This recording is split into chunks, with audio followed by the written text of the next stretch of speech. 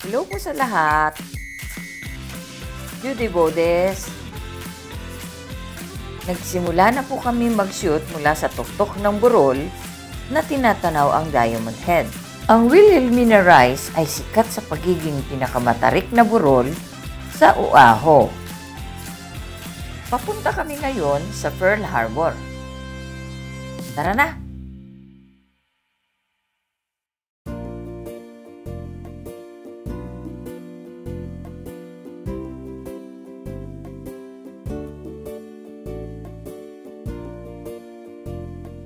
Ang average na slope angle nito ay 15%.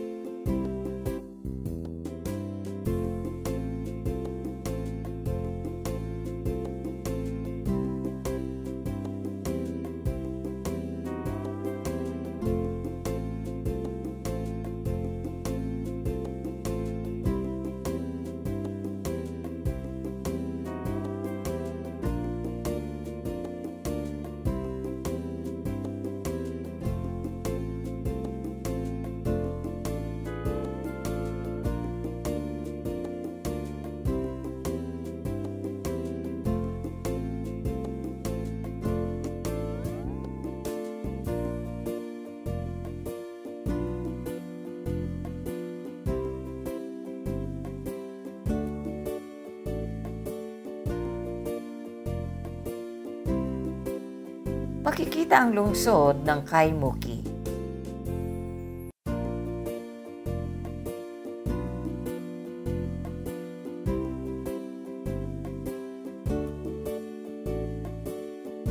Ang slope na ito ay bumababa ng 183 meter sa layo na 1.2 kilometers.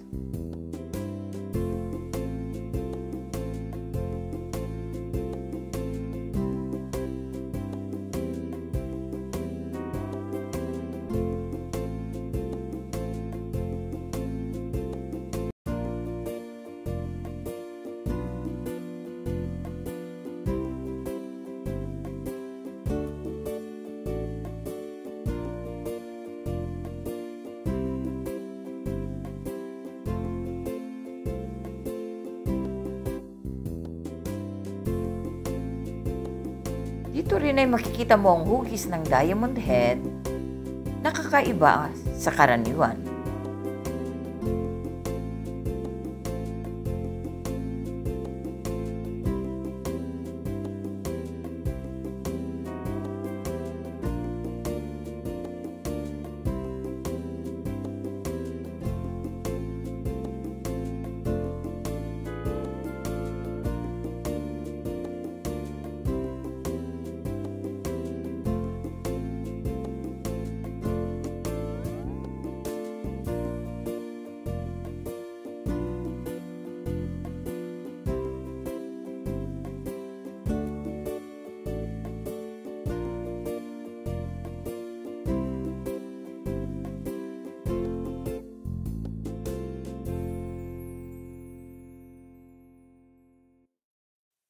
Lipat tayo sa Pearl Harbor.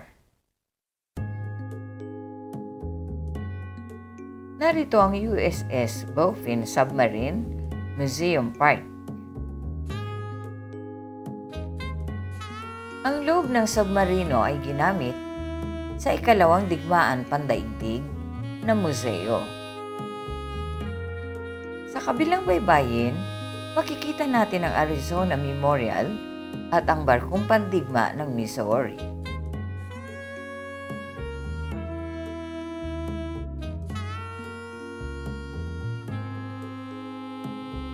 Sa Ford Island, maaari kaming tumawid sa tulay na ito gamit ang shuttle bus. Hindi ka makakapasok sa pamamagitan ng personal na sasakyan.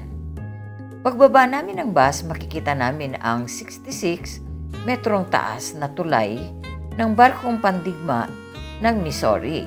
Sa harap namin, napakalaki.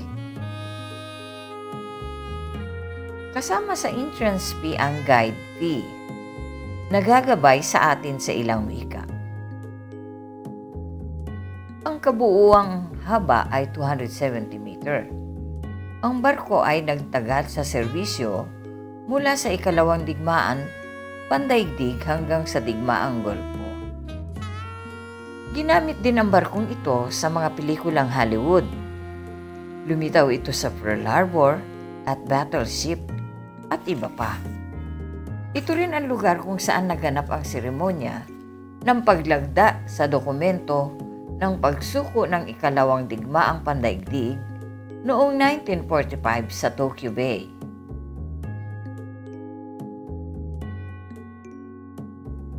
Ito ay malawak na tanawin ng Ford Island, na kung saan ang target ng pag-atake sa Pearl Harbor.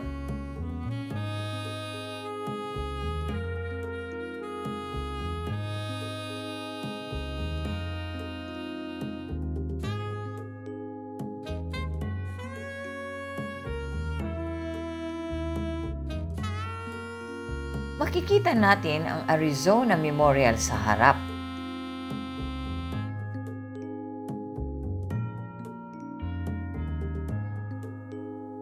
Ang kapayapaan at kalayaan ang pinakamahalaga.